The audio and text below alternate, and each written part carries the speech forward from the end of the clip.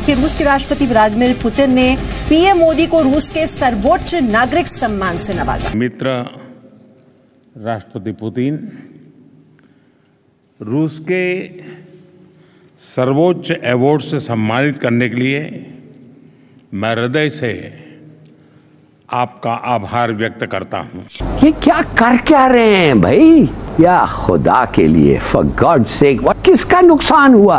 वो तो पाकिस्तान का नुकसान हुआ है ना। नदीम अफजल चंद साहब, ये इसमें हम अपने दोस्तों की तादाद में इजाफे के लिए मजीद क्या कर सकते हैं? क्योंकि अब मोदी साहब, जिनको हमारे वज़ीर-ए-आज़म फाशिस्ट कहते हैं, तो उनके सबसे बड़ा उनका मेडल है जायद मेडल, वो उनको दिया जा रहा है। देखिए, मेरे ख्याल में जो हमारा इशू है ना जी, कश्मीर का इशू, ये इस वक्त एक ऐसा इशू बन चुका है कि ये इंसानियत का जो है ना जी कत्ल, जो वो इंतहा तक पहुंच चुका है।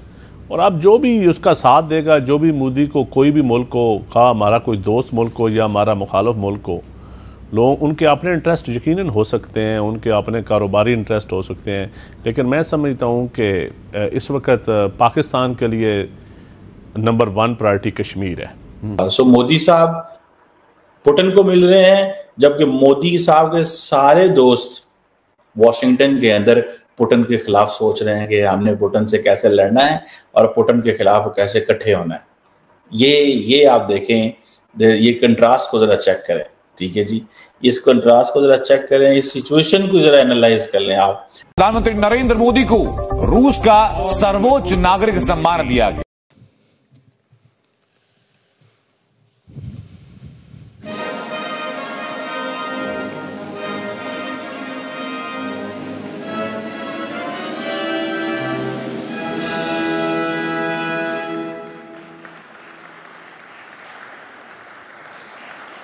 मित्र राष्ट्रपति पुतिन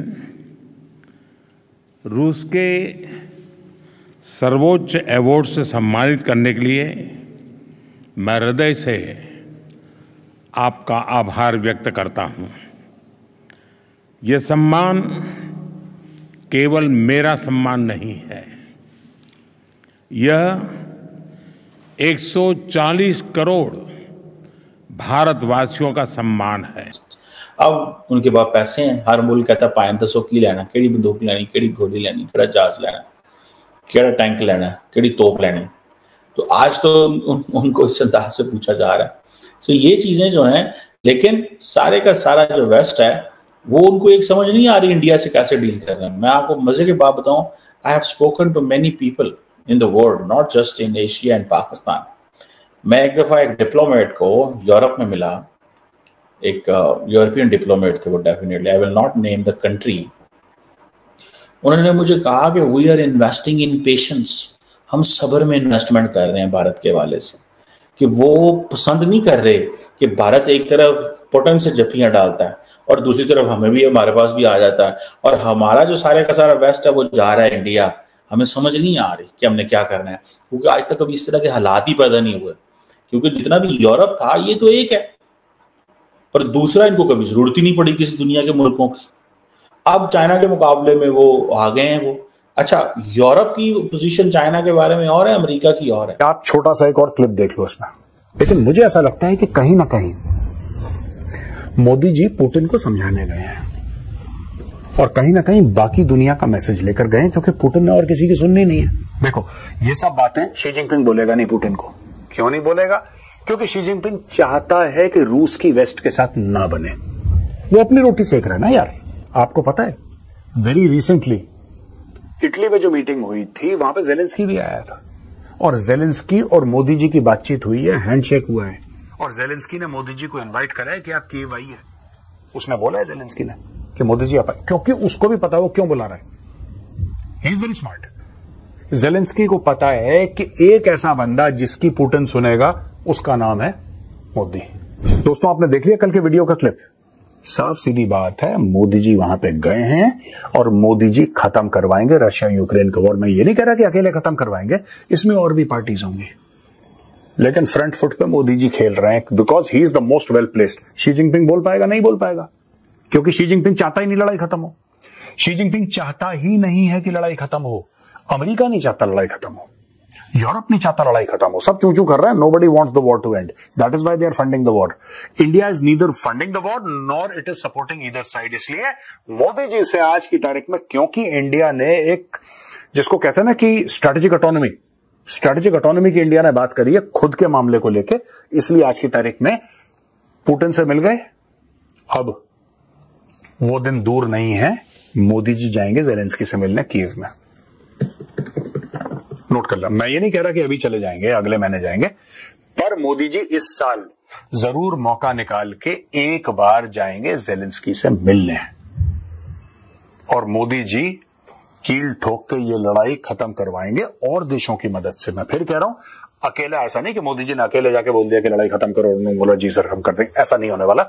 लेकिन India is the most well placed country to talk to both Russia and Ukraine, और कोई कर ही नहीं सकता, क्योंकि सबके उस लड़ाई में लोगों ने अपने, जिसको कहते हैं ना कि अपने बाजियां लगा रखी हैं यार लोगों ने। अमेरिका की यह बाजी है कि हम बिलियंस ऑफ डॉलर्स देंगे, किसी तरीके से रशिया को नुकसान हो जाए। चाइना कह रहा है कि हम रशिया को हथियार देंगे, किसी तरीके से वेस्टर्न कंट्रीज को नुकसान हो जाए। सिर्फ इंडिया कह रहा है कि भैया सुनो, लड़ाई वड़ाई में तुम दोनों का नुकसान है, बाकी लोग तो मजे ले रहे हैं। ये इंडिया का स्टैंड है, खुले में नहीं बोल रहा इंडिया, लेकिन समझाया होगा मोदी जी ने कि भाई पुतिन, शी जिनपिंग मजे ले रहा है तेरे भाई, शांत हो जा थोड़ा सा, वो तो मजे ले रहा है बैठ के, उसको क्या करना है, वो चुपचाप हथियार देता रहेगा, लड़ेगा। क्यों? क्योंकि उसको पता है कि वो यूरोप को ठोक रहा है पुतिन, वो खुश है। अमेरिकन क्यों खुश है? क्योंकि यूक्रेनियंस रशियन सोल्जर्स को मार रहे हैं, वो खुश है। तो दोनों के दोनों बन रहे हैं प्रॉक्सीज। यूक्रेन बन रहा है वेस्ट का प्रॉक्सी, और चाइना चाहता है कि रशिया बन जाए चाइना का प्रॉक्सी, जो रशिया बनना नहीं चाहता। इसलिए रशिया ने एक हल्का सा मैसेज चाइना को दे दिया। इसको भी देखिएगा चाइनीज मीडिया कैसे एनालाइज करता है, देखते रहिएगा। ग्लोबल टाइम्स के एडिटोरियल लिखेगा बीच में, परेशान हो रहा होगा अभी बीजिंग में बैठा हुआ, ठीक है ना, और वो लिखेगा। बात करी थी मेजरली राइट का एक वीडियो आया था, आप जरूर जाके देखना, लाओस का। लाओस के साथ क्या करा ये रशिया को पता है, इसीलिए रशिया ने चुपचाप भारत को मैसेज ये दिया है कि यार देखो, आप ये मत सोचना कि हम बिल्कुल चाइना की गोद में जाके बैठ गए, हम आपको बहुत इंपॉर्टेंस देते हैं। इसमें यह मतलब नहीं है कि इंडिया को ज्यादा इंपॉर्टेंस देता है चाइना से, लेकिन ये मैसेज इंडिया से ज्यादा उसने चाइना को दिया है कि आप इंडिया को हल करना। अब आप ये मत कहने लगना कि मेजर साहब ऐसा है कि कल अगर लड़ाई होगी तो कौन किसका साथ देगा। कई लोग मुझसे ये पूछते हैं लिख के कि मेजर साहब एक बात बताइए, अगर कल युद्ध हो जाता है चीन और भारत का, तो रशिया किसकी साइड लेगा? क्या वो चीन की तरफ से लड़ेगा कि भारत की तरफ से? आप एक बात बताओ, मैं आपसे पूछता हूं, रूस और यूक्रेन की लड़ाई हो गई, आप किसकी तरफ से लड़े? अगर आप ये कहें कि भाई हम रूस के साथ खड़े हैं और हम भारतीय सेना भेज रहे हैं, भारतीय एयरफोर्स, भारतीय नेवी भेज रहे हैं जो रूस के साथ लड़ेगी यूक्रेन के खिलाफ, अगर आप ऐसा कदम उठाएंगे तो हो सकता है कल रूस भी बोलेगा ठीक है, अगर आप फंस गए चीन के साथ तो हम आपके साथ हैं। पर आप ऐसा नहीं कर रहे ना, जब आप ऐसा नहीं कर रहे तो आप तवज्जो कैसे रखते हैं कि वो ऐसा करेगा? तो ऐसा होता नहीं है इंटरनेशनल रिलेशन में, जब तक आपकी कोई सॉलिड संधि ना हो। जैसे नेटो, एक नेटो के मेंबर को आपने अटैक करा, मतलब कि वो 32 ततैयों का जो वो है ना छत्ता, आपने उसमें आग लगा दी।